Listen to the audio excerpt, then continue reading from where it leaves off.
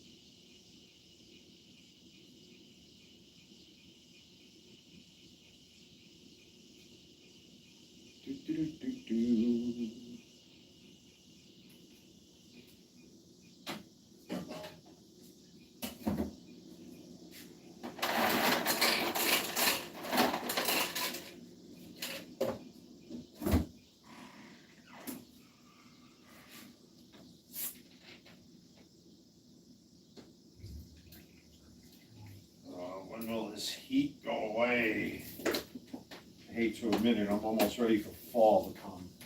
As much as I love the summer, man, this has been one hot summer. This has been one hot ass rainy, well, it's been a rainy August, but a soupy hot summer. Who we got here? Who we got here? I think I recognize the names there. What's up, 99? And we got Prime in the house. What's going on, ladies and germs? Welcome, welcome. I almost wasn't going to live stream tonight. I'm still kind of feeling meh because of the weather, but other than this fortress, I love the Transformers jokes, man. Those YouTube shorts have been doing really well on the channel, surprisingly. You know, they've been getting like 300 views at a time. One or two of them got like 1,000 views or some crazy shit.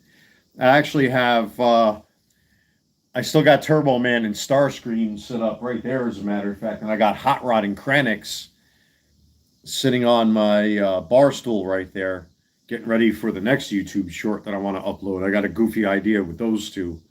And then I might do another one with Turbo Man and Starscream and Holiday Optimus Prime. We'll see what happens. And I've been having fun with those. With these action figures. I really didn't think people are going to like them that much, man. They've been really, those shorts have been really been taking off with me doing the Transformers stuff. You know, the trans fans are eating it up real quick. So that's pretty awesome. You know, I share them to Facebook, and man, those views take off almost instantly. That one short that I did with the Transformers caught like 1,000 views. I was shocked. And some of these YouTube shorts that I've been making, even the one I did today, are still getting some views. Surprisingly, I didn't think that would happen, but they are. So, but I have fun making them because the whole gag is like trying to reference pop culture and reference the Transformers stuff, and then throw a joke in there. Like, people are confused about the side swipe thing when it was actually Sunstreaker in the last one that I did. But I think people understood that they were trying to make an example. I was trying to make an example out of the Sunstreaker character because he's so vain that Optimus Prime kind of like set him up with that big bottle of what do you call it there? Armor All. If I wasn't mistaken, I would think someone was trying to tell me something. God. And I had a lot of fun doing them YouTube shorts, but I already got more planned out. What's up, Gooey? Oh, shit. Oh, my condolences, man. My condolences. That sucks. Yeah, that must be heartbreaking, man. It's not easy to lose a lifetime part of the family like that. I remember my my family's first dog. We had a toy pug named Sparky. I think he lived until he was like, what, 13 or 14 years old. Even though we weren't supposed to bury his ashes with my father, that was one of my father's wants, was to have my dog's ashes buried with him, and that's what we did. So, yeah, hell yeah, man. I almost wasn't even going to live stream tonight. I still got this freaking headache that won't go away. It was so hot today. We were kissing like 97 degrees, but the heat index made it feel like 102. But there's a Studio Series Sunstreaker. It's awesome. Well, I mean, the Sunstreaker I got is whatchamacallit there, the Missing Link Sunstreaker. But the whole thing was to call out Sunstreaker's vanity. If I had a side swipe, I would have put a side swipe in that YouTube short. But I think it went over people's heads a little bit because it's like, okay, you mentioned side swipe in the title, but Sunstreaker shows up. Like, what the hell is that? But basically, it was a joke, basically saying that Sunstreaker is a very vain character in the Transformers universe. That's basically what I was trying to put out there. Well, if they came out with Sunstreaker, they'll definitely have a side swipe sooner than later. I'm quite sure. Which, by the way, and speaking of Transformers talk, did you see how much they're looking to charge for Missing Link Soundwave, DO1 and DO2? $200 each. That's not happening. I'm not buying that. No way. Nice try, Takara.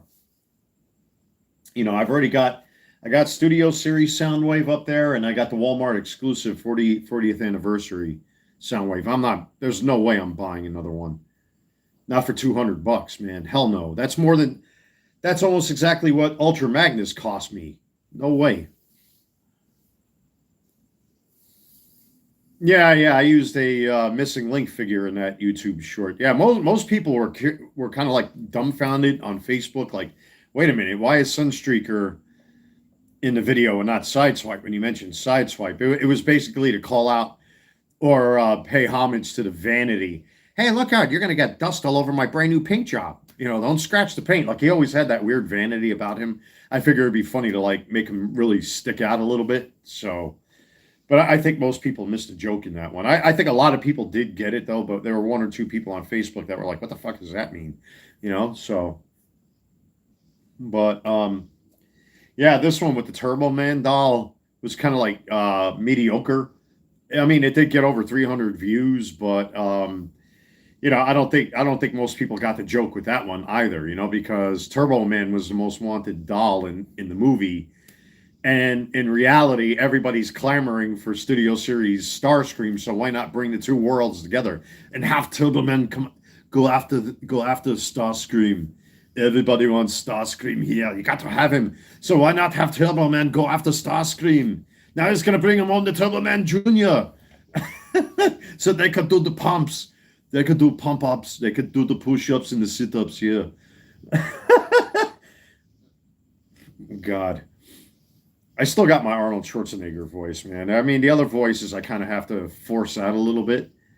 The Beavis I got down to a fucking T, but Schwarzenegger never gets old. You'll just have to get in there and have fun with it and let it run away with you. So, jeez. Here we go. Here goes the live stream, folks. But I'm happy you guys are all here having a good time. We'll hang out for a little bit. Again, I almost wasn't going to live stream. In all honesty, man, my head is still spinning from this heat. Alexa, what's the current temperature? Right now, it's 84 degrees Fahrenheit. See that? 84 degrees. And it's 8:30 at night. Now, you could definitely tell the day's getting shorter because the sun would still, the sky would still be a very light blue at this time, but you can clearly see the days are getting shorter and shorter. So, Turbo Man's my favorite Christmas SDCC. They showed off Studio Series 86 Red Alert 27. Side swipe would be next. I hope so. What's going on, Penny? How you doing? Yeah, let's bring Turbo Man into the fray. Why don't we? I got his weapons in a box somewhere, but that's him right there. That's the Turbo Man doll. I think you push. Oh, yeah, that's how you turn them on. I'm surprised. The batteries have been in this thing for years and years and years, and it still works. Beware of evildoers. How do I forgot. Oh, yeah.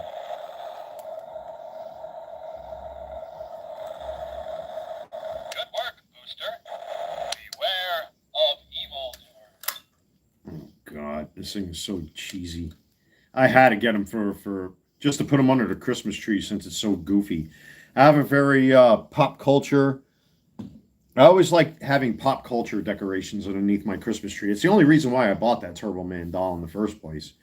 Was just to display him for Christmas. This year, I'm definitely going to hook up my Christmas tree right over here instead of having it by the front door. Because every time I had people coming in and out of here, I was afraid they were going to knock everything over, and they did. So this year, I'm putting the Christmas tree back there somewhere. But yeah, it's been like a runaway joke at this point with some of the stuff I've been doing, like with Starscream, which is still like, my God, man, the controversy will not end with this guy. I'm very lucky I got my hands on him. But it looks like, from all appearances, like they're finally starting to catch up. Like they just really screwed up with Target for whatever reason. AKA Booger to be Booster and Turbo Man. Yeah. Yeah, that's still a great movie. I watched that. I'll watch that more than any other Christmas movie, Jingle All the Way. That's a great film for Christmas. So, but yeah, I still can't believe that this whole Starscream controversy is still going. It's still going. Man, I'm seeing him being sold on eBay for $160. There was one listed for $160. There was one on auction for over 140 something dollars. That's crazy. That this is worse than Pokemon and baseball cards combined. Like I don't understand why. It's just bizarre. This whole situation with Studio Series Starscream is just out there. It's completely out there.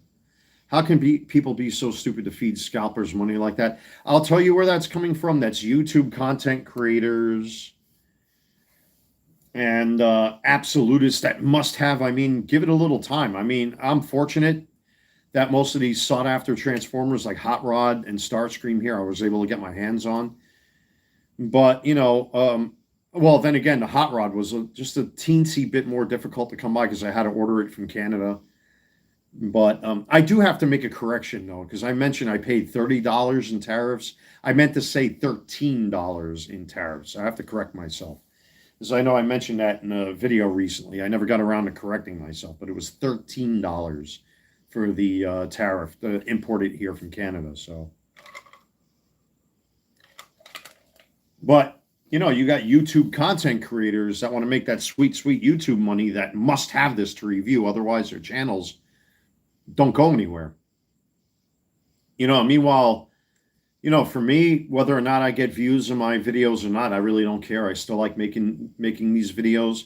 But again, I'm fortunate that a lot of the figures that I got, I've had no problems getting any of them.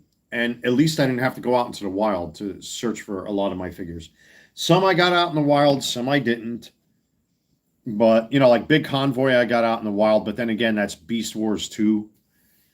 So the amount of people here in Texas are on EBT and welfare, it's ridiculous. Oh, yeah, well, we got that here in North Carolina. That's everywhere. I'm so grateful I got Starscream, Prowl, and Decepticons. My Target still has no label, no stock, no location, no problem. With Hatred, Hot Rod, Hound, Damage, Optimus, and Megatron. How can I get Target back on track? Yeah, it's awful. I've actually seen Battle Damage Prime down here. I've seen Battle Damage Megatron, but I don't need zombie bots in my collection. You got guys that do like photography and stuff like that. Those bots are more for completionists than anybody else. I chose not to get those two because I already got Studio Series Megatron and Prime up on my shelf there. Prime, I've already upgraded. Megatron, not yet to upgrade.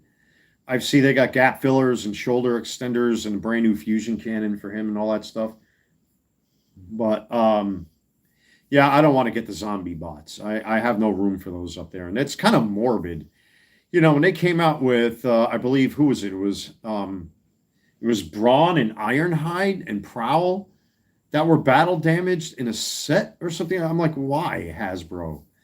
You know, this creepy obsession with death bots. I mean, I just don't get it.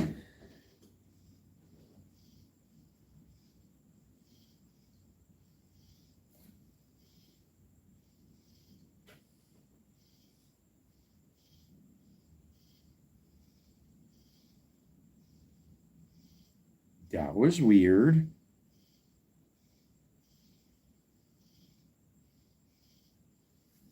My door's open too.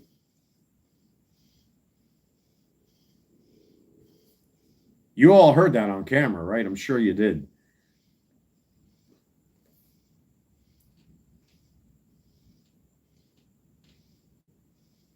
That was odd. I bought Damage Optimus Prime because working on Dark Awakening diorama. Yeah, if you're into that kind of stuff, that's like Chris Jam, I believe, is the YouTube content creator's name. I watch his stuff. He does really good photography with his bots. But you know, I'm not somebody that does that, and I just don't like the murder bot thing. It doesn't really fit in with my collection too much.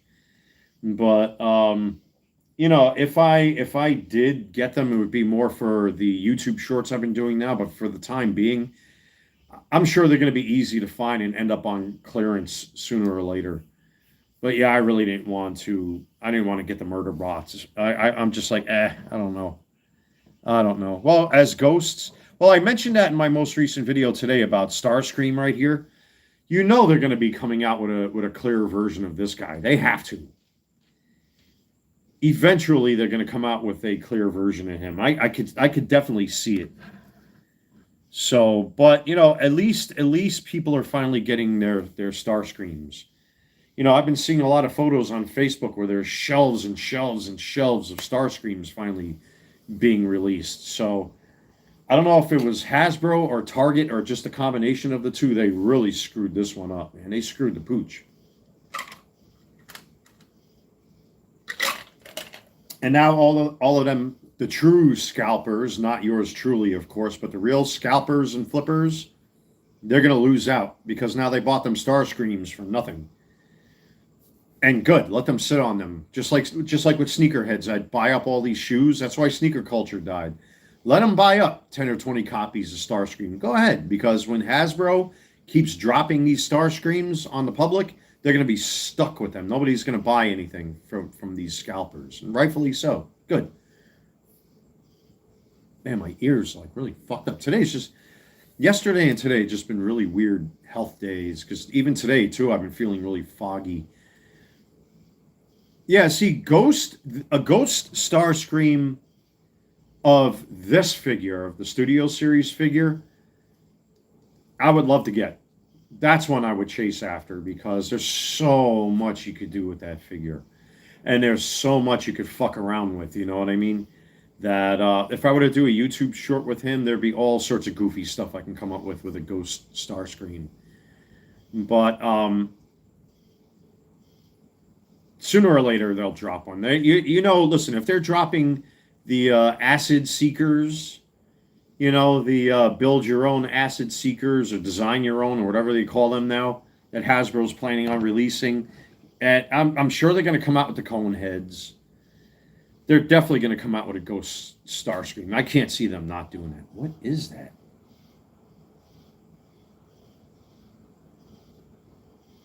That is fucking weird, guys. Give me a second. What is that?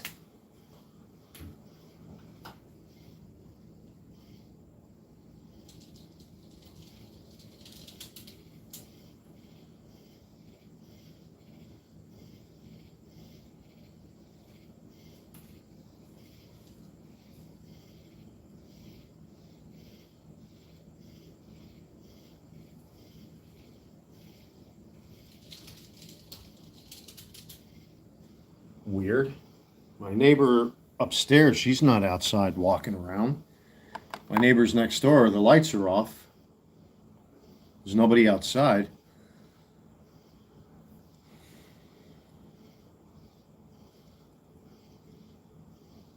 They do.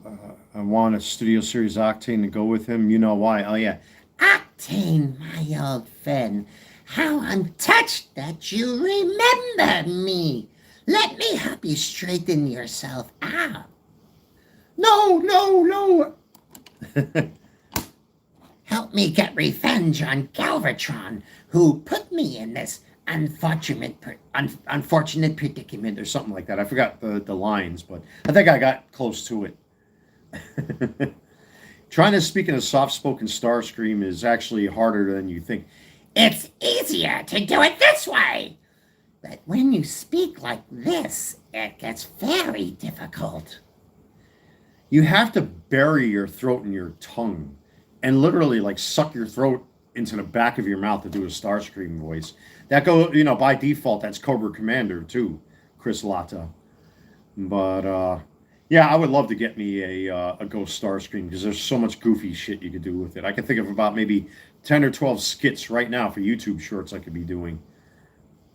But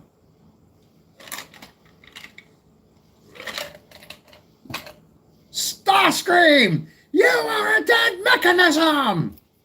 Of course I'm dead, Galvatron, but not for much longer, and boy, will you be sorry! I'm already sorry. The voices are very similar. It depends on your tone. If I had a microphone, I would probably do the screamy Galvatron from this far away and do the Starscream voice from this close because I don't know how Frank Welker ever did Galvatron. As somebody that's just an average Joe that's really not a voice actor like myself who only has fun with this stuff, I mean, to try to imitate some of these voices are just yikes. They're pretty hard, actually. Starscream! You kind of have to like choke yourself out almost. Galvatron.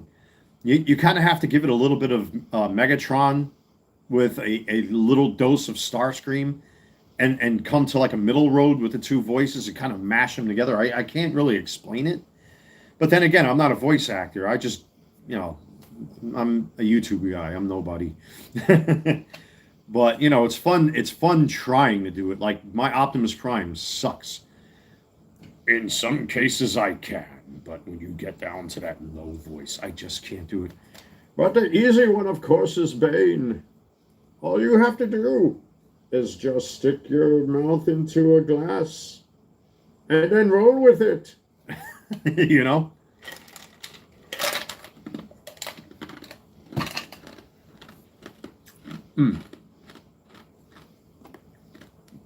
But I have been having fun with it, though. I've really been having a lot of fun with it. But I didn't think it would get that much attention. Like, my God, man. Like, the Soundwave one, I think, got like 1,000 views. The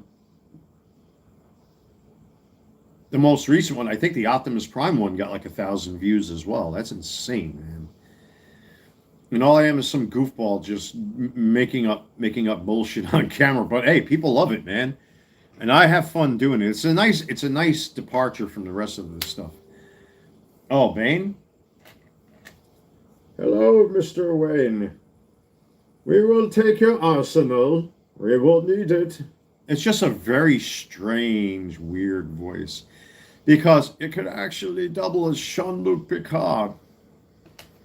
He is my son, and I am responsible for him. Beverly, you did everything you could. That's my old man Jean-Luc Picard voice. From Star Trek Picard. You are not his mother. I'm trying to think of some lines that he would say from Picard. I'm really trying to think here. Well, damn it, now is the time. That's my Patrick Stewart, old man Patrick Stewart there. So and then you take that voice, and then you stick your face in front of a cup, so that this way it could resonate like his mask. And then you throw like a little breath in there too to make it sound like he's actually breathing through that thing. You just kind of have to go with it. And you really have to accent certain words too to really bring it to life. I used to be able to do a great Joker. Listen, I'm gonna make this pencil disappear. Ta-da! It's gone. Well, the suit wasn't cheap. You ought to know. You bought it. There are some voices I am good at, and some voices I am not good at. You know, some of them just come out of the clear blue and by accident, and I never even meant to try. It just happened. You know, like the Joker voice, it comes out every so often, and you kind of have to be like it's a more emotional voice, I guess you can say, because it has certain nuances to it. You know, like when he goes, you know, why so serious? So, did I ever tell you how I got these scars? Come here, listen. My father was a drinker and a fiend. One day, he puts a knife in my mouth and does this. Now I'm always smiling. You know, you kind of have to have like this weird nuance about it. You know, even a laugh too.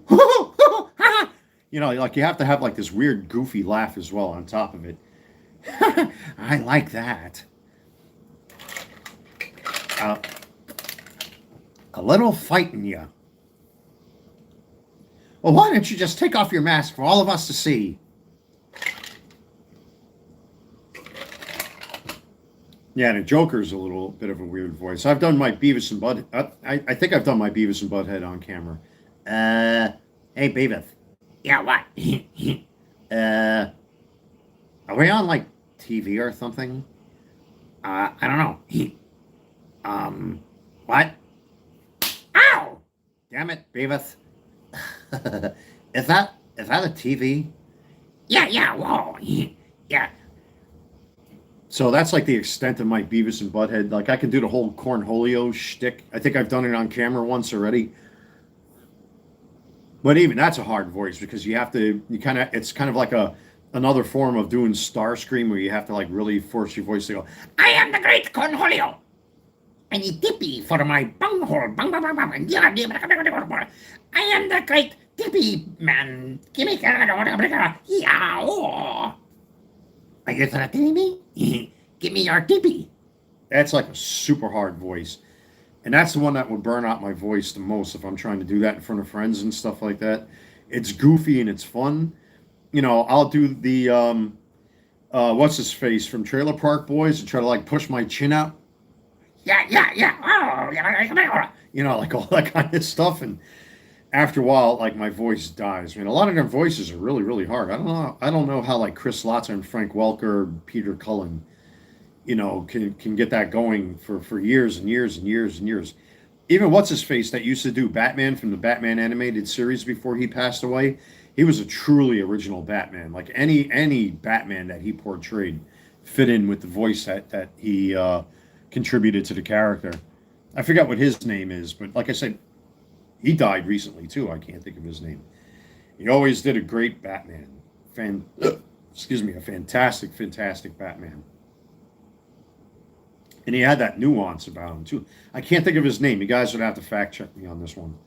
I don't remember what his name is, but you know, out of the clear blue, when you're able to whip out a couple voices like that for people and they least expect it, it's just amazing.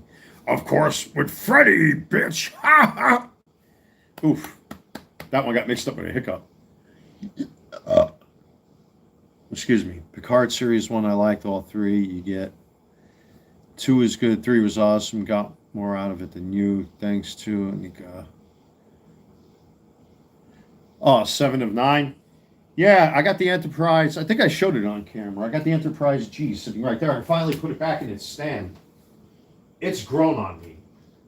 It's this version of the Enterprise has really taken its time to grow on me. But you know, there's a design flaw with the Enterprise G. The torpedo bay is actually right behind the main sensor dome, which it should not be. It should be either here in the front of the ship, like the original Connie, or it should be here in the secondary hull. Because if you actually look at the schematics, and people made fun of this on Reddit, as a matter of fact, if this thing were to fire a torpedo bay, it's gonna, or if it was gonna fire a torpedo from the torpedo bay, it would hit the main sensor dome. So that was a big design flaw that they never fixed. So I don't know if they actually corrected that. Well, then again, we don't have Star Trek past Picard, so I would hope they would do something with the continuation of Star Trek with the Enterprise G and Picard's son and all that stuff.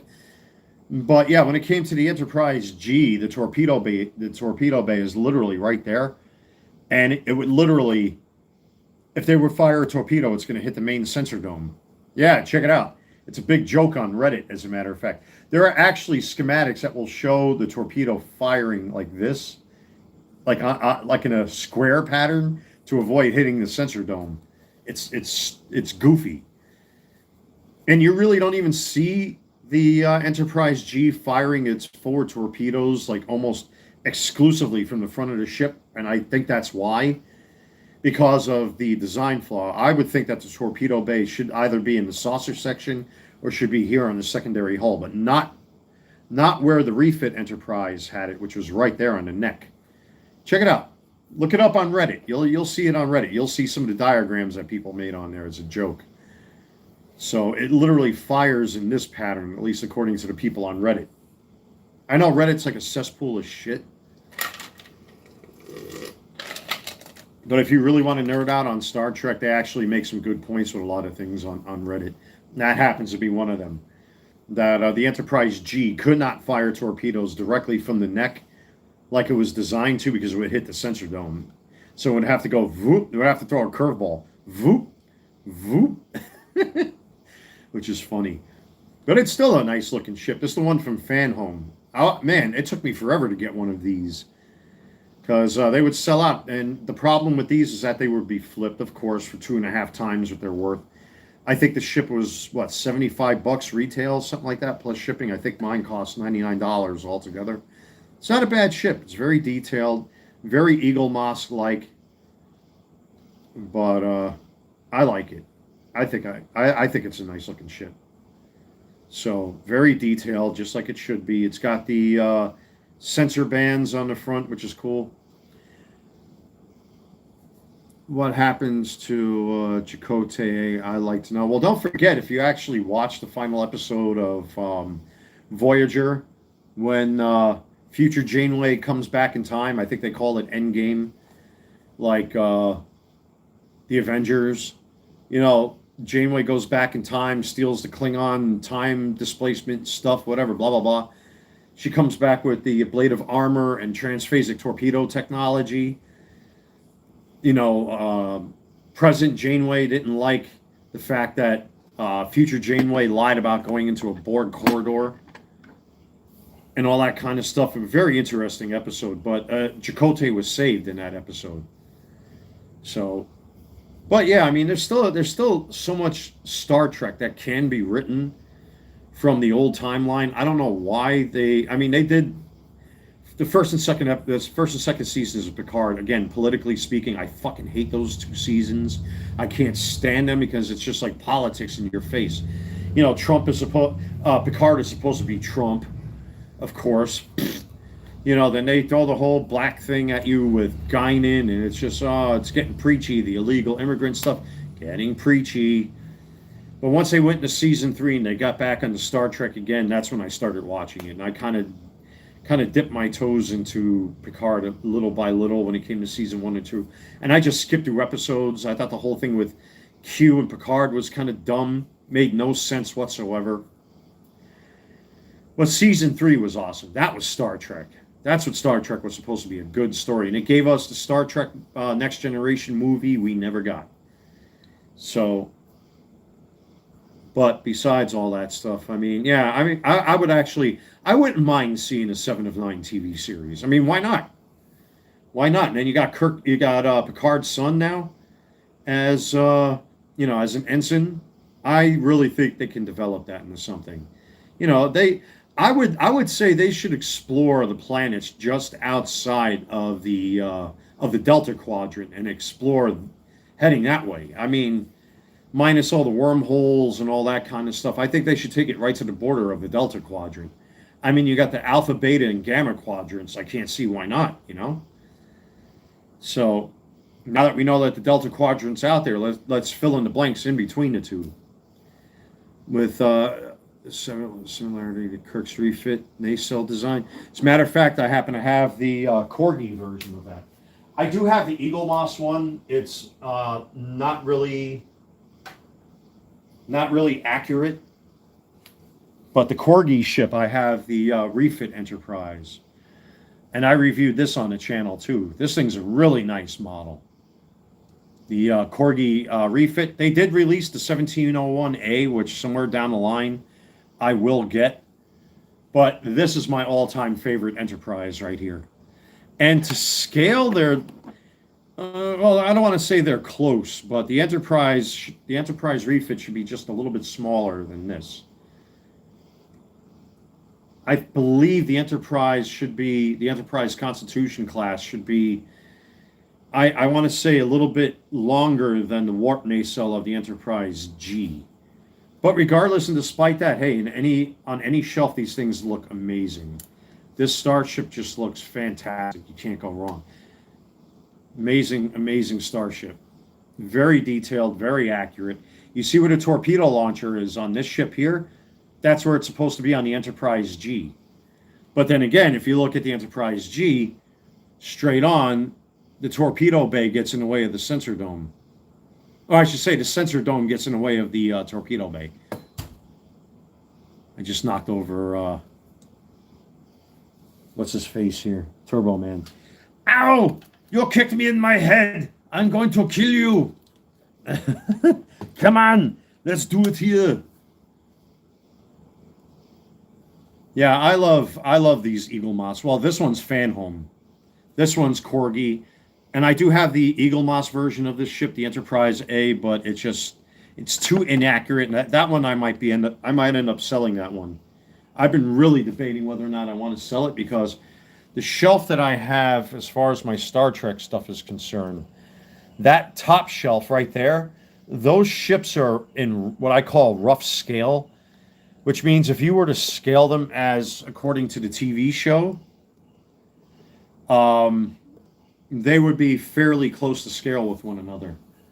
So I got the Enterprise B, the Excelsior, the Enterprise A, Klingon, Katinga Class 2, Cavort Class, Birds of Prey, the USS Grissom, and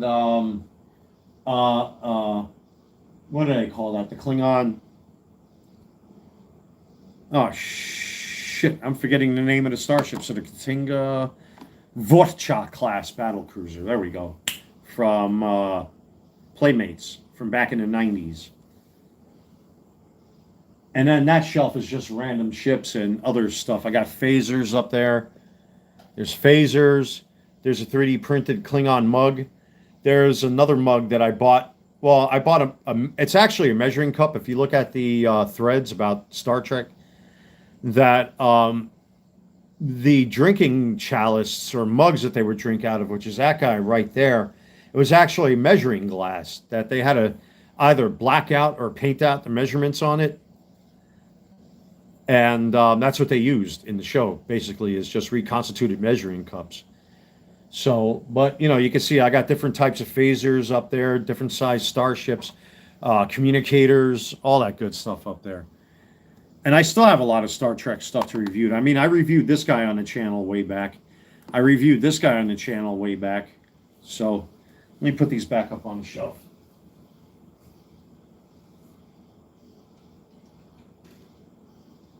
See, the display base for this thing is still very, very wonky.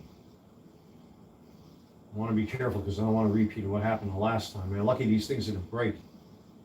And then, of course, we have our unofficial Duck Tog, which is the Klingon knife that I showed on camera, which is this guy.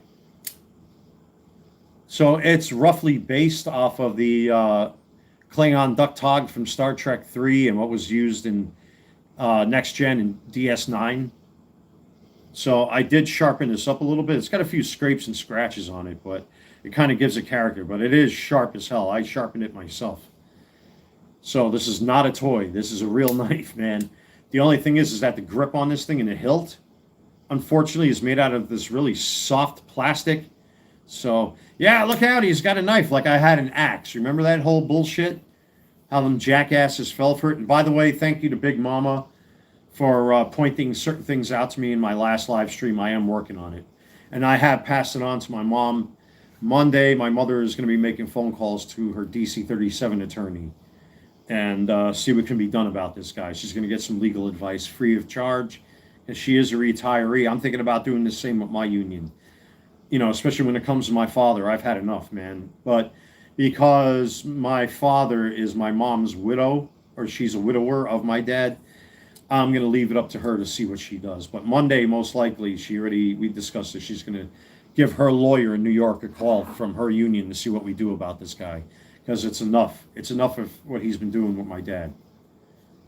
It's disgusting, actually. So thank you to Big Mama for watching out. I did go through the motions here on YouTube to have video and videos taken down, which I saw myself with my own two eyes. There's 3 of them. Star Trek 3 is my favorite film. Everything that goes with the Enterprise. Scotty got it automated. Yeah, dude, the theft sequence of them stealing the Enterprise from Space Dock is my all-time favorite childhood Star Trek events. And I'll tell you why. Because that was the very first Star Trek movie I saw in the movie theaters as a kid. I remember my mom taking me to go see that when I was a kid. I was so excited to go see that. My brother didn't want to go see it, but my mom took me. That's one thing I'll give my mom credit for.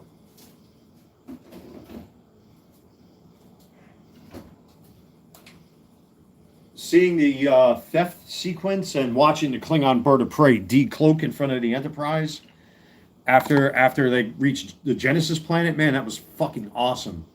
It's one of my favorite scenes also in Star Trek.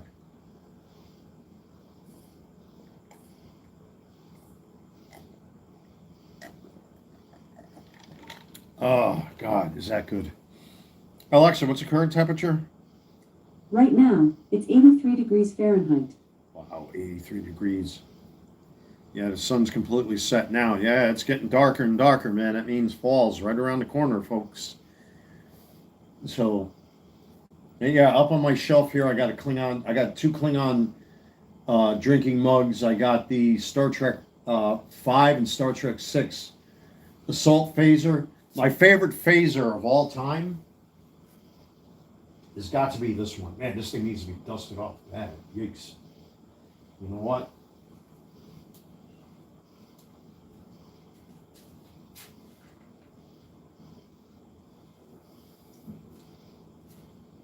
I don't want to put too much liquid on these things. The Star Trek 3 Type 2 phaser, my favorite phaser. You know these are going for like $150 to $200 on freaking eBay or more in some cases, man. I'm lucky I got mine when I did. But this was my all-time Star Trek phaser. Again, seen in Star Trek 3. Does it still work if the batteries are good? Yep.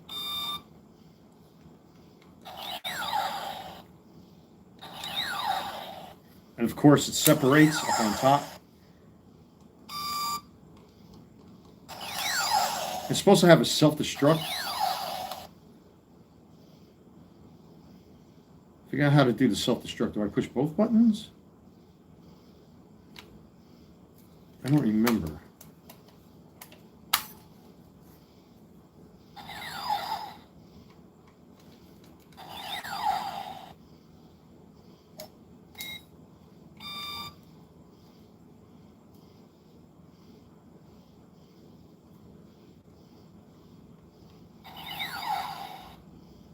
There's a way to do this. It's supposed to have a self-destruct buildup.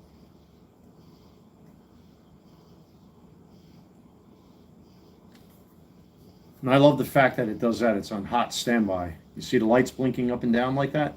That's cool.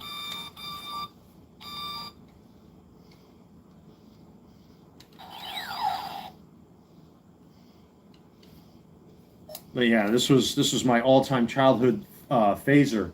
I actually have the Star Trek II Wrath of Khan costume with the Admiral Kirk version. I actually have a holster just for this, so I can walk around with it. They knocked the automated control over anything through sitting duck. Yep.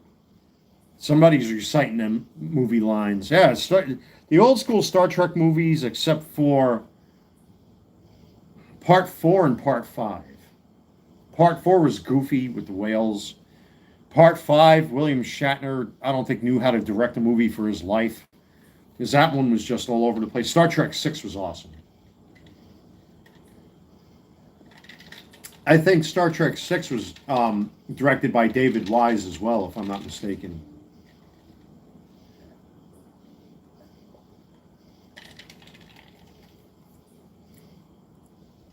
Oh, code 1, 1A, 2B, code 1A, 2B, 3, or some shit like that.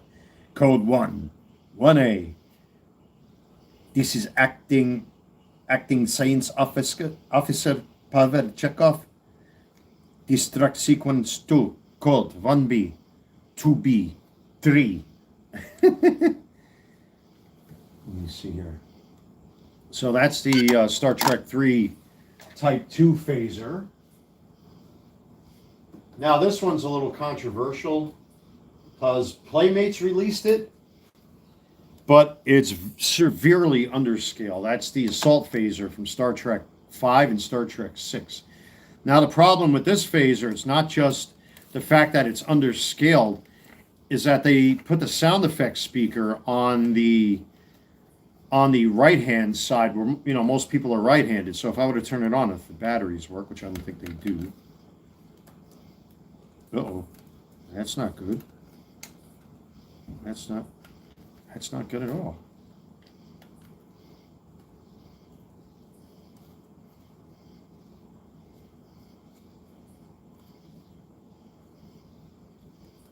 Uh-oh. That's not supposed to happen. Is that battery acid?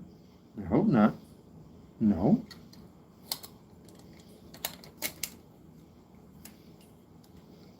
I think it's just these batteries. Oh, there it goes. The contacts weren't too good. So there it is, the assault phaser. Listen to the difference. So here's the speaker output.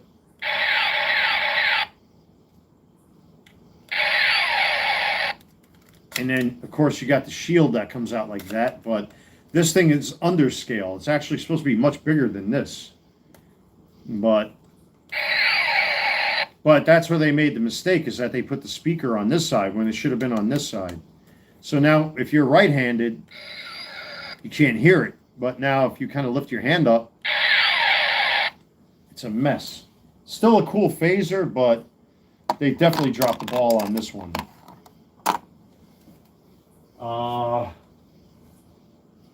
Now, I've got two different versions of this phaser. I've got the SDCC exclusive, or was it Entertainment Earth? I think it was Entertainment Earth that released one. And then you had your standard issue, and that's this one that's up here from the motion picture. I don't know if I want to, let me see. So I have one of those invisible rubber bands holding this in place. Yeah, come on.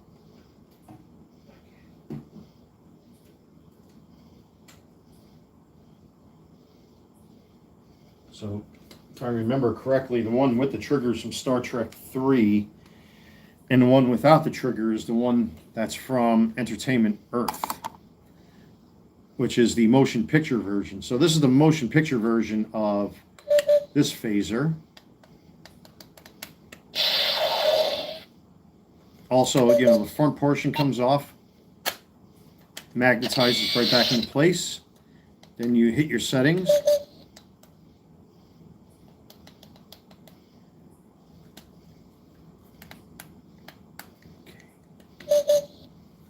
There we go.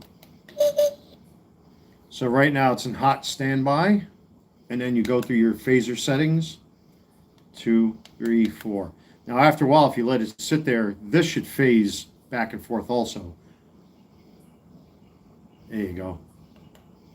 So now I don't have it set to anything. Now I have it set to setting 1, setting 2,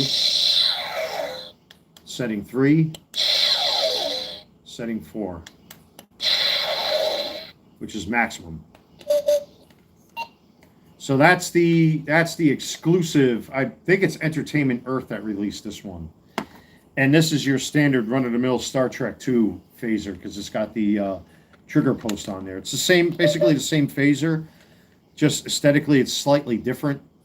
So, you know, if you hit the button once, go through the whole thing, and then you let it sit, this should just go up and down. Let it sit, it'll phase through. Let it sit, it'll phase through. Let it sit, it'll phase through.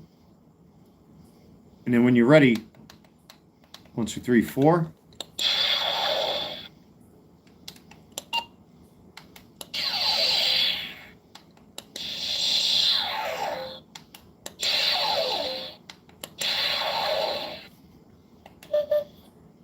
So that's the standard one, and that's the Entertainment. I almost want to say, I definitely think this is the Entertainment Earth one that they released as an exclusive for the motion picture. But again, you can see aesthetically, this one's darker than this one. This one doesn't have the push button on it like this one does, but they do have triggers. And of course, the lights are different the way it lights up as far as the scheme is concerned. So let me put that back up on my shelf.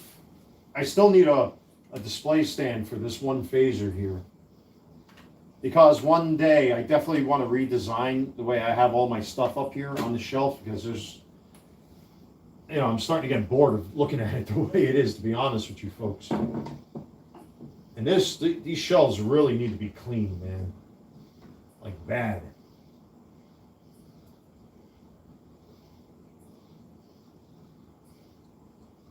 Now before I screw this up, yeah, these are custom display stands that need a good cleaning, as they look like caca. Yeah, I don't, once these things are up on the shelf, I try not to mess with them too much, because I have what I used to call Wally luck, where I would touch something and something would break or something would seriously go wrong, and I'm trying not to have that happen again. But I do occasionally get a spat of Wally luck. It does happen sometimes. And I don't want to crazy glue these parts in place, because the plastic around the display stand will turn white from the glue drying. Yeah, dust is always going to form on this stuff. There's really nothing you can do about it.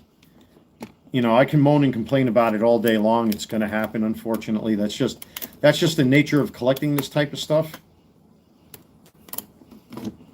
You know, unfortunately, with this particular phaser, I have what they call an invisible rubber band that goes around that, so that the phaser, because the phaser is front heavy, it'll fall over. So I'm actually missing a step here. Supposed to take it around the pistol grip. Yeah, I mean, it just gets annoying and tedious after a while. I have to constantly clean this stuff. I mean, when it comes to my Star Trek stuff, I'll do it every so often, or if I'm feeling that bored, I'll do it and go through all this stuff and clean everything, but it's just sheer laziness on my part, to be honest with you. And the reason why I don't like messing with these when they're up on the shelf, because I know my bad luck. I start moving stuff around, something's bound to fall or slip. And so I don't mind if these things get dusty or anything like that. It's just, I just worry that it's going to fall down and go boom.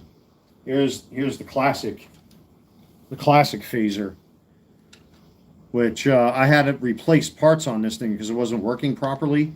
I don't even know if it works now. I can try. I forgot how this works. Batteries might be dead on this one. I think this is how you turn it on.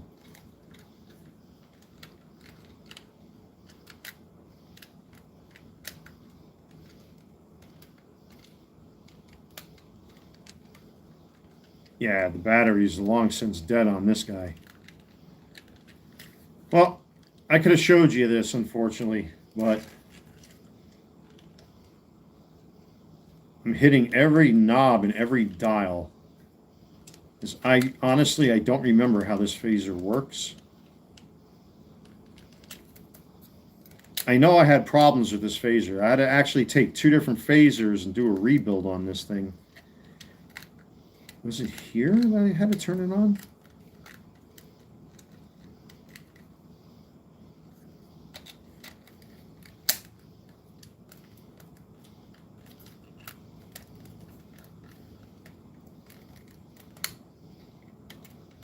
Jeez, I don't remember. Yeah, I think I did 1 or 2 videos on phasers way back on the channel when I first started. I think I have a separate section just for Star Trek stuff. I don't remember if I have a separate playlist for this. Yeah, I think I do have a separate playlist for my Star Trek stuff. But yeah, the batteries clearly are dead on this thing. So, but this is a fun phaser. The sounds are pretty cool. So, unfortunately, folks, batteries are dead. Let me use the restroom. I'll be right back, guys.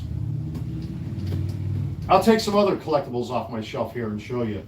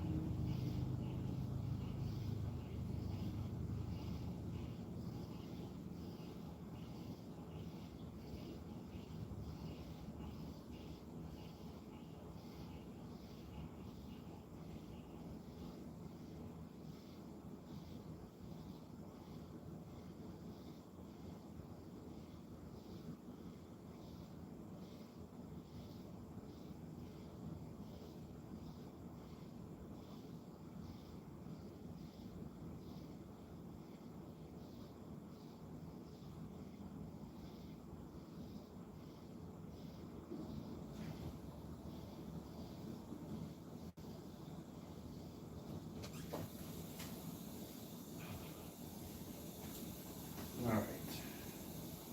You do the old hand sanitizer thing. And we press on. So here is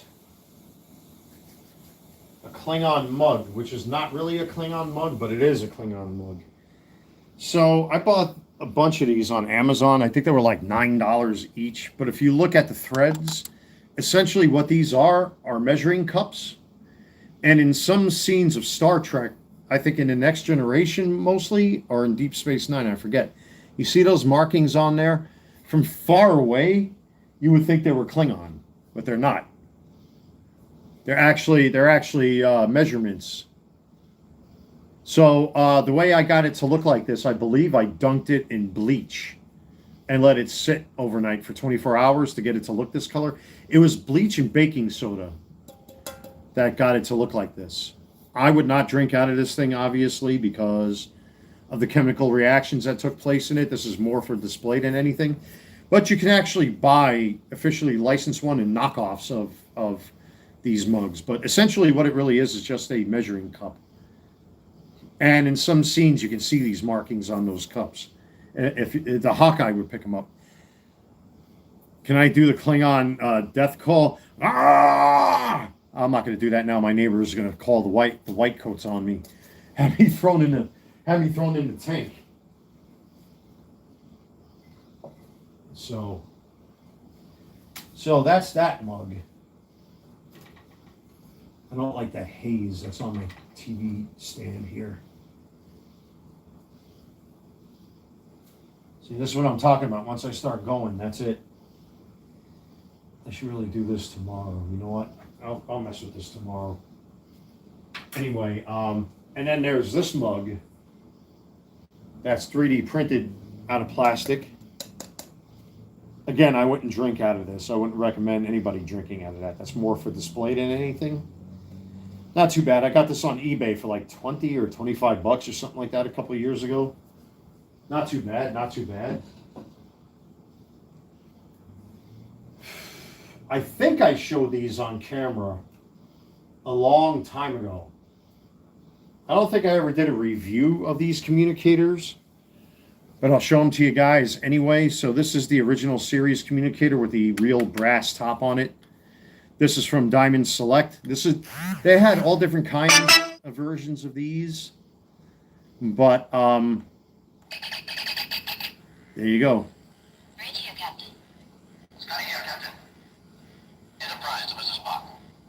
Bridge, this is the captain. Transporter room. Ready to beam up. Spock here, Captain. Bridge, this is the captain. Scotty here, Captain. Check this out.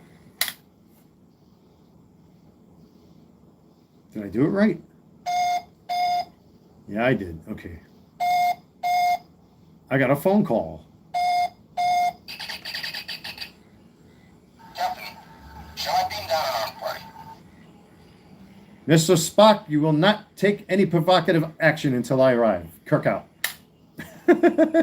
God. And this is the Star Trek II Wrath of Khan communicator. This one is very hard to get these days. I'm surprised I was even able to get my hands on one of these. They're fairly rare and extremely expensive. Even out of box, they're expensive. So, I mean, mine's got a little wear and tear on it, but who cares? So, hopefully the batteries in this thing work. Okay, good. I forgot how to operate this thing. Oh, yeah.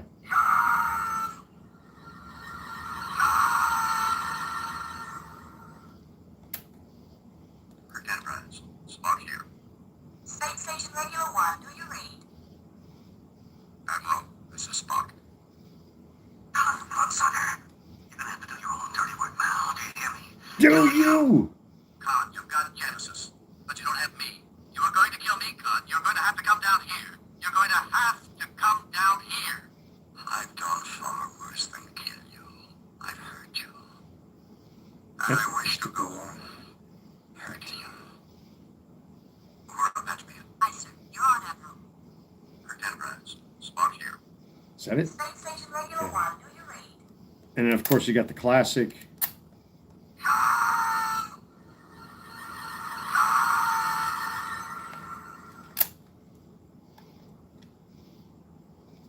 Oh, I forgot what this one does now.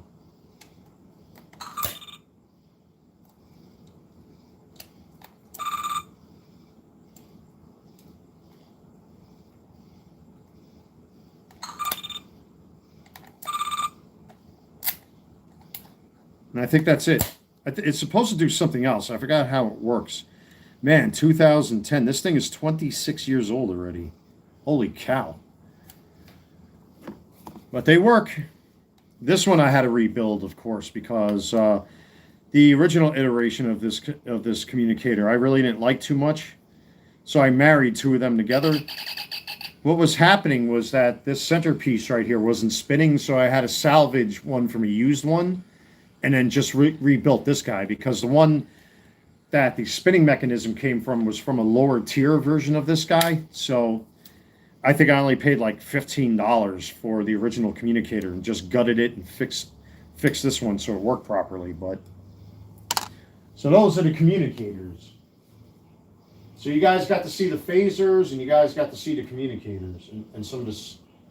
You got to see the Klingon knife. You got to see the Duck Tog Klingon knife, which is really not a real licensed knife, but I can. Should I even? You know what? I'm not. Oh, should I? I don't know if I want to do this.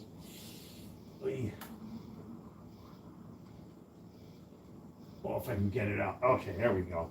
One of my all-time favorite starships. I love this thing. And this is the final version of this particular ship. And I don't know why Diamond Select stopped making starships. They were supposed to release a USS Reliant. That's the Enterprise A, the Enterprise refit. But this one has all the painted windows and all the painted details the previous version didn't have.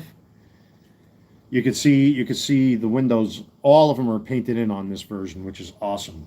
This is probably and by far one of the most out of box detailed starships in this scale that you'll probably ever find.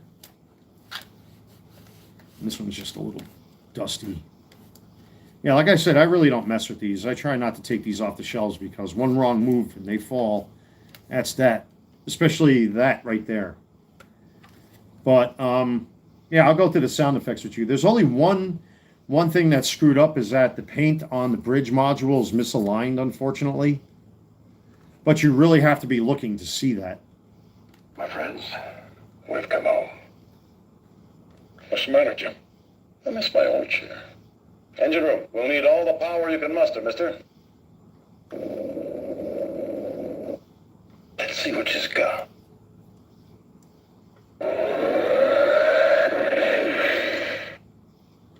Kirk to Scotty, lower shields. As captain, I am responsible for the conduct of the crew under my command. Ah, yummy. Send to Commander Enterprise. We stand ready to assist you. Captain Zulu, USS Excelsior. Just thought, Starfleet is screaming for us to return to port. We must respond personally. A universal conflict that will be recognized. War Pentedag! Rura Pentedag.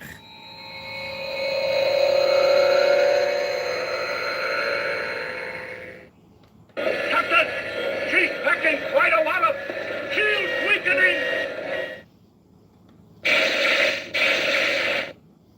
That was a Star Trek II sound effect. Where's that dead torpedo? She's coming, Jim. Lock and load. He's ready, Jim! There you go. Lock and load! Fire!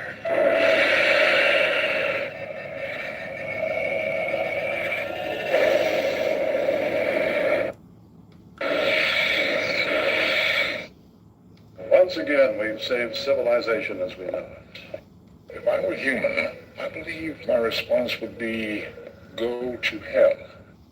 Second star to the right, and straight on to the warning. A lot of sound effects. I think that's all of them. My friends, we've come home. What's the matter, Jim? Yeah. I miss my old chair. And then there's this.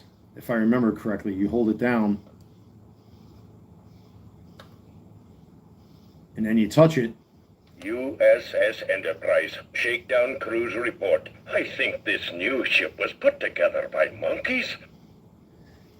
Oh, she's got a fine engine, but half the doors won't open. And guess whose job it is to make it right? Oh, my God. Yeah, for that one, you have to hold it down. And then all the lights will turn on simultaneously. It looks pretty cool in the dark. I only wish more of the ship lit up, you know, because I love this ship design. But then, of course, like I said, you push it one more time. My friends, Oh, we've come home. you have to do it when the lights are on. So let's hit the lights again. Lights come on. Now you do it.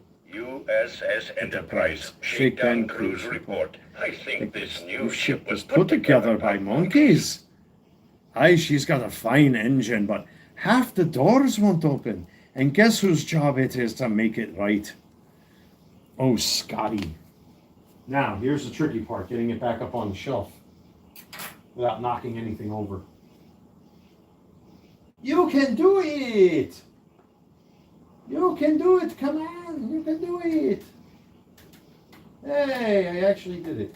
Now I gotta try to make it look straight. Oh, I hate that cracking sound, man. When you hear plastic making that cracking sound, that's usually not good. But at least on that ball joint, I put silicone on there, so it's a little slippery. What else can I show you guys? What else you guys want to see?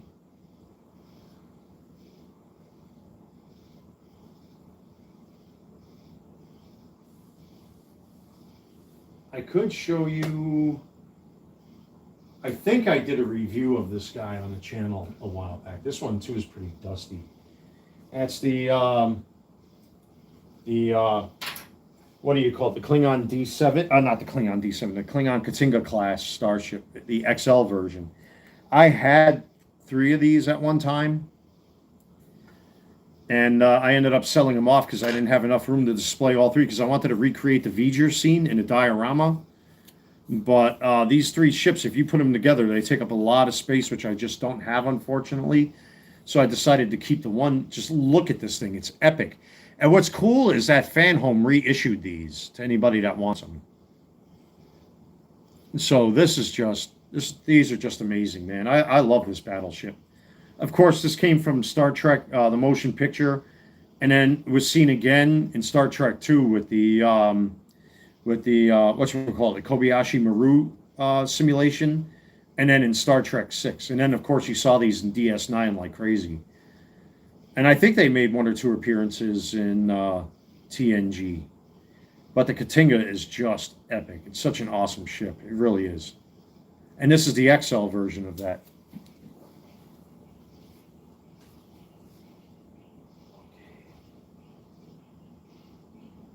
Again, I really want to be careful because I don't want any of these to fall off, because sometimes I touch stuff and it'll go boom. What else can I pull off my shelf? Well, you've seen this. You guys seen this on camera already. This is, as far as the display piece is concerned, this is one of my favorites because of what it does. That's the Aoshima Enterprise D from Star Trek Generations. So it's in the bright teal color. And they did come out with two versions of the ship through Aoshima.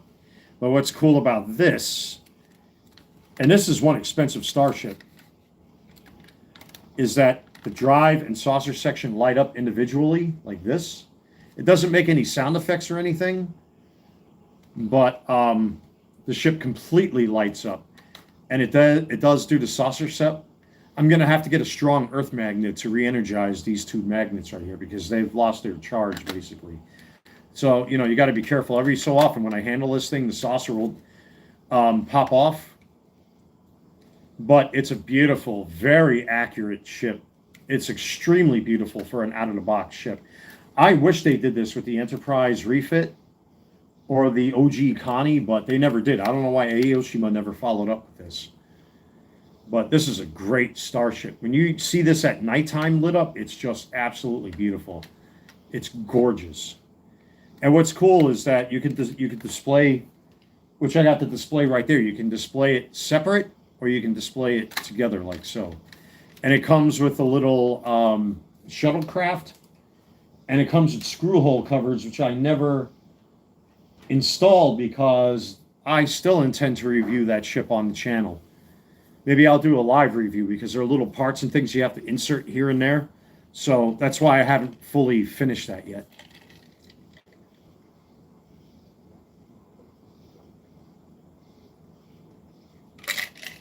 I got two Enterprise E's, which I know I've shown on the channel, and I got the big Diamond Select Enterprise D, the final version of that. I love Star Trek, man. But Star Trek, like everything else, has died a fucking slow death, unfortunately. 700 NYPD officers deployed this weekend to stop possible Dykeman Street. No, it's a buddy of mine in New York. He's been trying to call me all day, man. It's just I've been busy. You know, trying to do some catch up, man. I mean, I'm feeling much better today compared to yesterday because I went out once to go drop off a Yoshinobu Yamamoto baseball card order that I got, and I came straight home, and I've been sitting in the AC ever since. I mean, we were kissing 102 degrees with the heat index today, so. But, yeah, live long and prosper, man.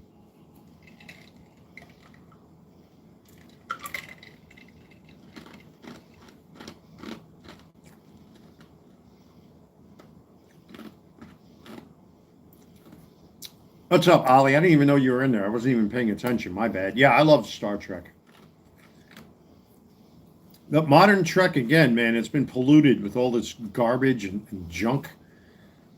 You know, and I wish it wasn't, but it is. But, you know, at least as a fan these days, with it being out on digital media, I can pick and choose to watch and not watch things, which is great. You know, I reserve the right not to watch certain stuff. You know, I got the USS Excelsior, the NCC 2000, And then I got the Enterprise B up there, as a matter of fact. You know what? I'll pull them down too.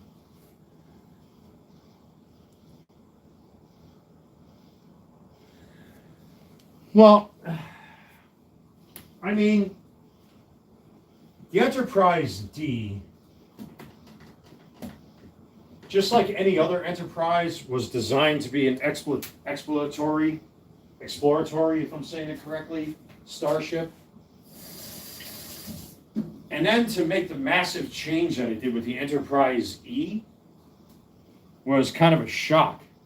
I mean, I like the Enterprise E for its own merits, but you know, the Enterprise D was the classic exploration ship that was like non-aggressive looking. Excuse me. Whereas the Enterprise E in the following movie, in First Contact, I mean, for it to be an overly aggressive battleship kind of takes away from the point of like the Enterprise crew at that time with Picard and the gang. So, yeah, this guy has a lot of dust. Man, I haven't touched these in a while, boy.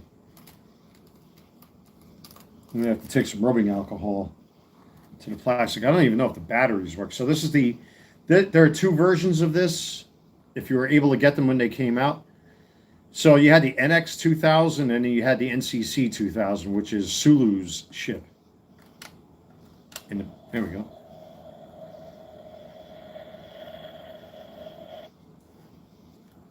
On the screen. Magnify. Shields. What up, Biggie? Damage report. Checking all systems, Captain.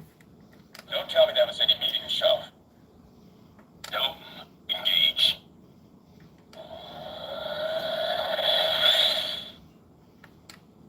Fire, Barton. Shields up. All right. Now we've given him something else to shoot at. Target that explosion and fire.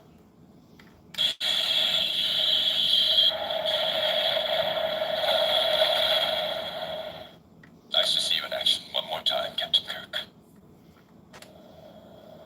Now, I think this has the same gimmick.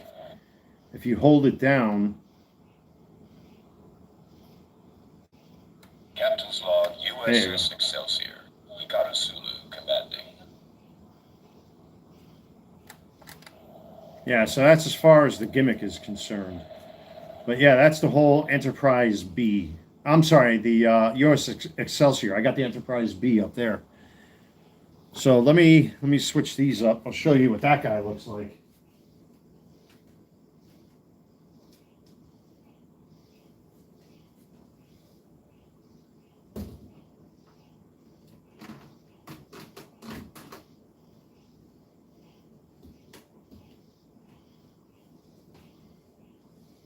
I just want to make sure I got that set up because I know these two have a tendency of coming tumbling down. Come around the mountain when she comes, which is definitely the Enterprise Constitution refit is my favorite out of all of them. This one is going to need a deeper cleaning. Give me a second. This one's definitely going to get a dose of the Shout wipes. Because this one is very, very, very, very not looking too good.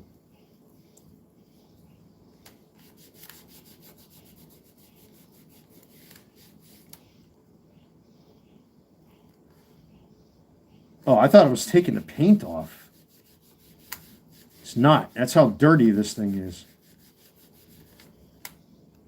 Look at how much dirt was on that before and after. I don't know if you can tell on camera.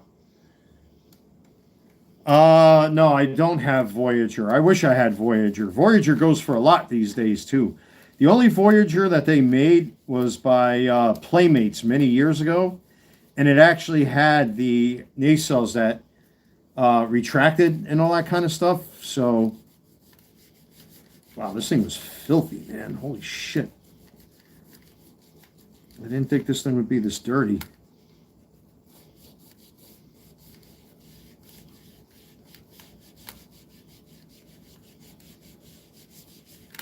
Wow, I didn't think. I guess I didn't take care of this one as well as I took care of my other ones.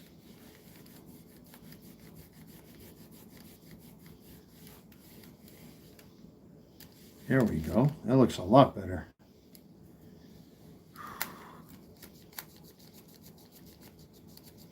Yeah, I would love to get the Playmates Voyager, but in some cases they're going for like $300, $400, $500 at a time. If you have them complete in box because of the stickers and the instruction manual and all that kind of stuff, they're very expensive.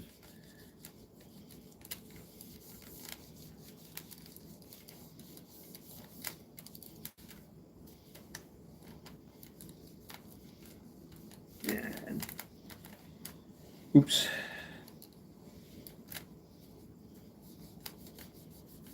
How the hell did I let this thing get this dirty? Look at this.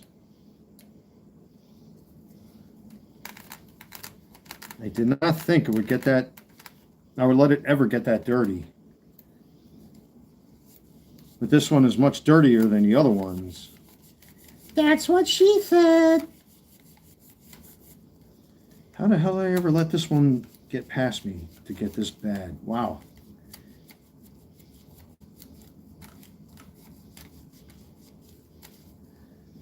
It's very uncharacteristic like of me.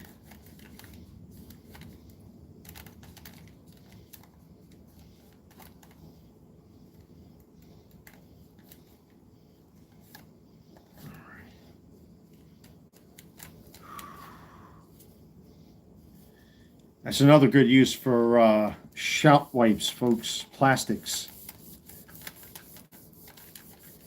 They do a lot of surface cleaning, but it really doesn't do, or at least in my experience, much harm to plastic. Because if there's any kind of ink on there or painted on details, it really won't affect it that much. Not like rubbing alcohol or other surfactants. Look at me nerding out tonight. Man, I really didn't think this thing was this dirty. Holy cow, man. Shame on me.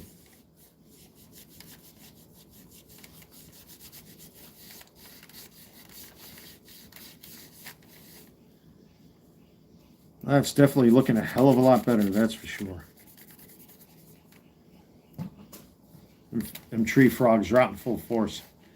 I always liked how Q threw the Enterprise in front of the Borg. Oh yeah, that was Q Who, I think, was the name of the episode. I'm not sure. That was their first encounter with them. I mean, that's good enough for now. Let's see if the batteries at least work. Oh man, that still looks awful. Oh my god. Wow. Shame on me, folks.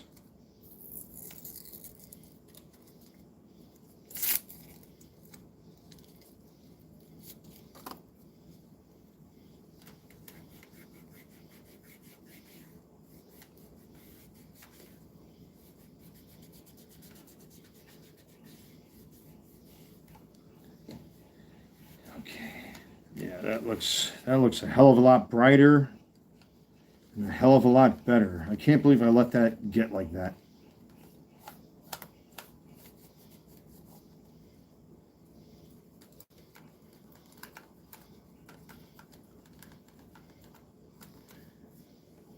Especially on the saucer section. That's really noticeable.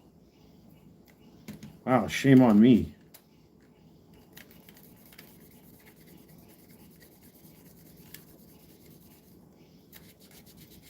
Man, that one tree frog really wants to get laid tonight, huh? This one's going up on eBay. Oh, hell no, I'd never sell these. You know how much these ships are going for? They probably start at about $150. Their retail price was like $40 to $50 back in the days. I know sealed examples of these, especially like the Enterprise D, probably goes for like $400 at least. In some cases. All right, here we go. Let's see if it works. The answer is no.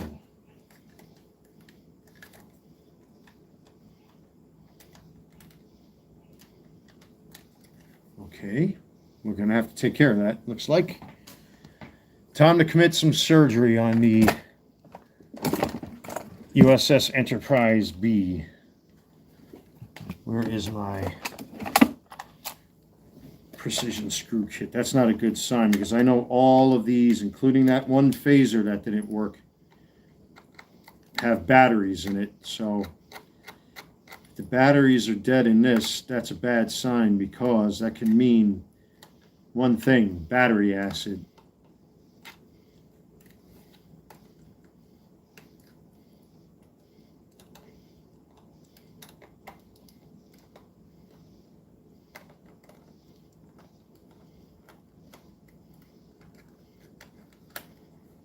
Now, there was a trick to this. You kind of had to grab it, lift and pull. Okay.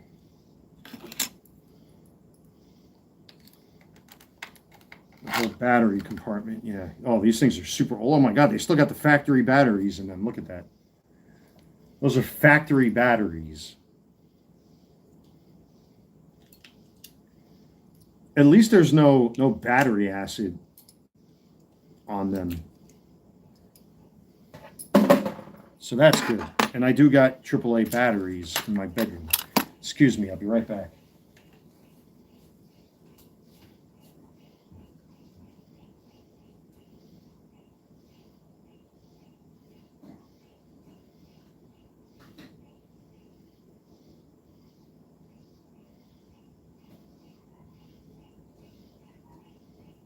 That's crazy. I can't believe the original factory batteries are still in this thing. What's the copyright date on this thing? 2012. That's how long these batteries were in there. Holy shit. Okay.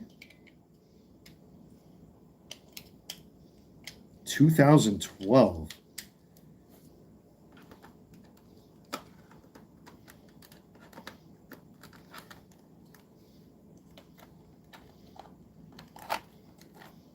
All right.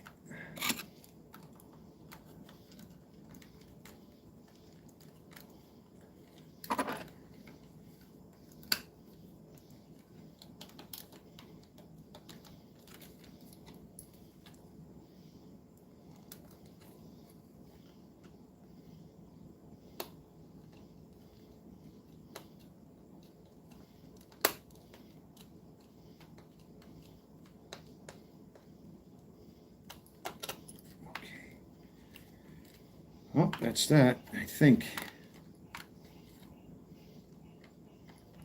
Oh, no, it doesn't work. Oh, it kind of wants to work. I'd be honored if you'd give the order to get underway. Take us out. There we go.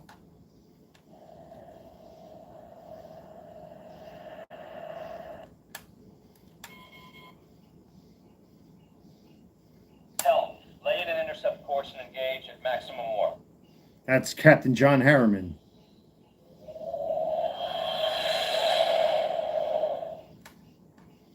Risk is part of the game. You want to sit in that chair.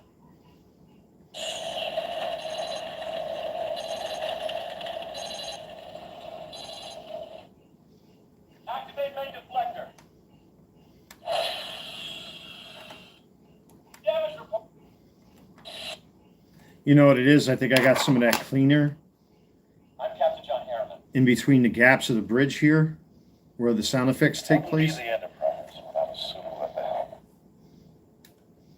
Now, if I hold this down, it should do something too. And that's it. Lights up. Yeah, how nice that looks. I'm Captain John Harriman. What would be the Enterprise without a suitable at the helm? Captain Kirk. Yeah, that's what it is. Take us out. Don't I have... Yes, I do. Why don't I do this the safe way, right?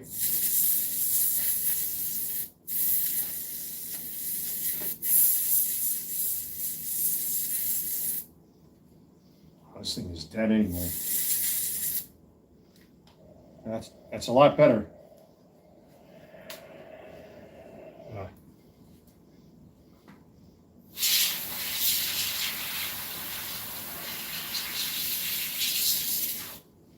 last one dead can of keyboard cleaner out the door.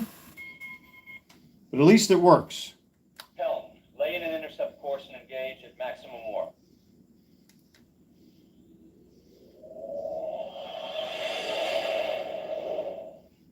Risk is part of the game. You want to sit in that chair. All right. So that's the Enterprise B. And all the other starships you find, folks, are just going to have to wait because I'm not digging them out. Some attitude, huh? I just want to make sure because once this is up there, I don't want it to fall. Fall! Fall! I'll be right back. I got to pee, guys.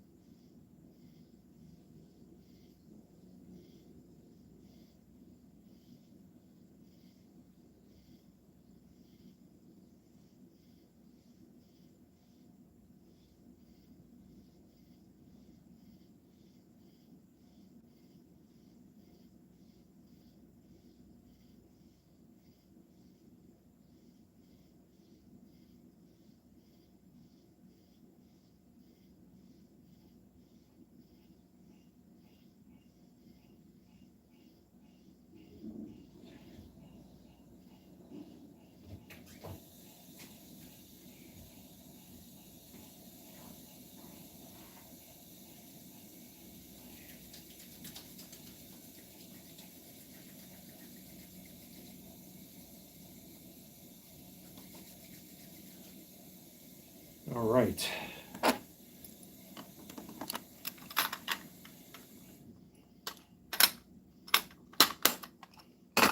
Friday night already, folks.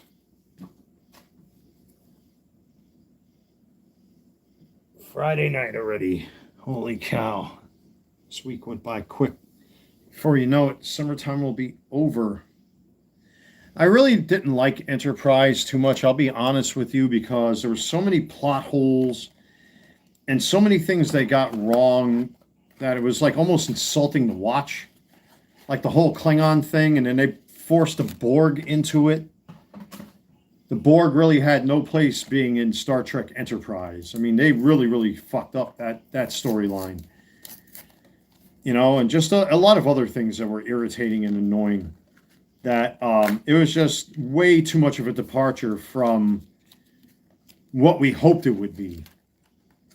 I mean, yeah, they talked about the invention of the photon torpedo and phasers and shields and, you know, all this other stuff, but they really had a lot of plot holes. They got a lot of things wrong. The whole Klingon thing with them going bald, basically, without the arches on their heads. And all that kind of stuff. Not arches, ridges and all that kind of thing. With the genetic disease that went around with the Klingons. You know, the genetics wars, all that kind of stuff. With another Noonien Singh. I mean, how many damn Noonien Singhs are out there? Not Noonien Singhs, oh, what the fuck? Data's father. What the hell was he called? Yeah, Noonien Singh. Right? How many Noonien Singhs are there? I was thinking, yeah, no. Oh, man, I'm getting my freaking characters mixed up here. Soong. Dr. Soong. How many Soongs are out there?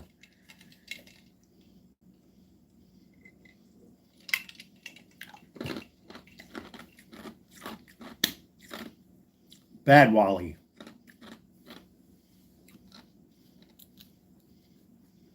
Yeah, how many Dr. Soongs have they had in Star Trek already?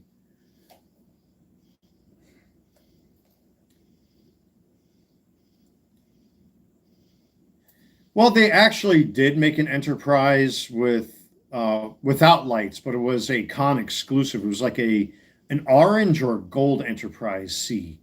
There were a lot of ships they were supposed to make. I mean, they did make a Klingon bird of prey. I have the NX-01 without the display stand inside my ottoman here. I got the Enterprise D in my bedroom, but it's too big to display out here, so that's why I still have it inside there. I got two Enterprise E's. They were developing a USS Reliant that they never released. Again, they did release an Enterprise C, but it was a con exclusive. You can look on eBay; you'll find it, I'm sure, from Diamond Select. I think it was orange or gold or something like that. But yeah, Diamond Select died. I don't know what happened with their Starship line. Compared to Playmates, man, they put out some really, really good stuff over the years. I really don't get what happened with Diamond Select. They did really, really good with their stuff.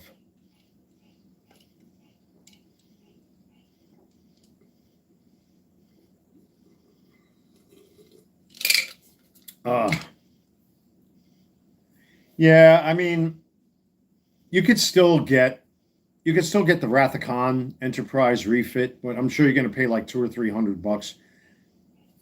I know them ships up there, the Enterprise B and the NCC 2000 Excelsior. You're probably going to pay $300 each for them. That's unfortunate for what they're going for these days. For Trek fans that want them and can't get them ships ever again. I don't know if they're ever going to resurrect or a company's ever going to redo them ships. They really should, if you ask me. They're very good ships. I know Playmates has been rehashing a lot of the older ships with new things in them, but yeah, it really blows. I agree. It does blow. It sucks.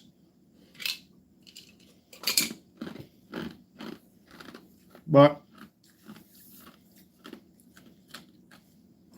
such as it is, folks, such as it is.